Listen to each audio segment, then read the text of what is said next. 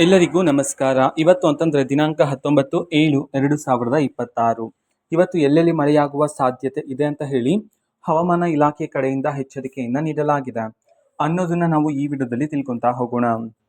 ವಿಡಿಯೋವನ್ನ ಸ್ಟಾರ್ಟ್ ಮಾಡ್ತೀನಿ. ಅದಕ್ಕಿಂತ ಮೊದಲು ನೀವಿನ್ನೂ ನಮ್ಮ ಚಾನೆಲ್ಗೆ ಸಬ್ಸ್ಕ್ರೈಬ್ ಮಾಡದೇ ಇದ್ರೆ ಈ ಕೂಡಲೇ ಚಾನೆಲ್ಗೆ ಸಬ್ಸ್ಕ್ರೈಬ್ ಮಾಡ್ಕೊಳ್ಳಿ ಮತ್ತು ಲೈಕ್ ಮಾಡಿ. ಬನ್ನಿ ಈಗ ನಾವು ಮಾಹಿತಿಯನ್ನು ತಿಳ್ಕೊಂತಾ ಹೋಗೋಣ. ಹೌದು, ಹವಾಮಾನ ಇಲಾಖೆ ತಿಳಿಸಿರ್ತಕ್ಕಂತಹ ಮಳೆಯ ವರದಿಯನ್ನು ಈಗ ನಾವು ತಿಳ್ಕೊತಾ ಹೋಗೋಣ.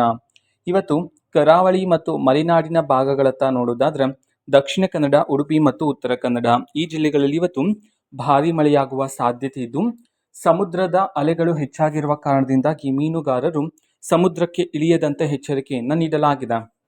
ನಂತರ ಕೊಡಗು, ಹಾಸನ, ಚಿಕ್ಕಮಗಳೂರು, ಶಿವಮೊಗ್ಗ ಈ ಜಿಲ್ಲೆಗಳಲ್ಲೂ ಸಹ ಇವತ್ತು ಭಾರಿ ಮಳೆಯಾಗುವ ಸಾಧ್ಯತೆ ಇದೆ ಅಂತ ಹೇಳಿ ಹವಾಮಾನ ಇಲಾಖೆ ಕಡೆಯಿಂದ ಎಚ್ಚರಿಕೆಯನ್ನು ನೀಡಲಾಗಿದೆ.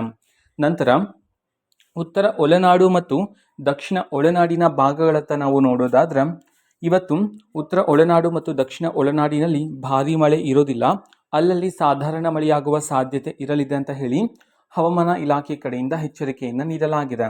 ಇದು ಈ ದಿನದ ಮಳೆಯ ವರದಿಯಾಗಿರುತ್ತೆ. ಇದೇ ರೀತಿ ಪ್ರತಿದಿನದ ರೈನ್ ಅಪ್ಡೇಟ್ಸ್ ಜೊತೆಗೆ ಎಲ್ಲ ತರಹದ ಗವರ್ನಮೆಂಟ್ ಅಪ್ಡೇಟ್ಗಳು ಸಹ ಇದೇ ಒಂದು ಚಾನೆಲಲ್ಲಿ ನಿಮಗೆ ಮಾಹಿತಿ ಆದರೆ ಸಿಗ್ತಿರುತ್ತೆ.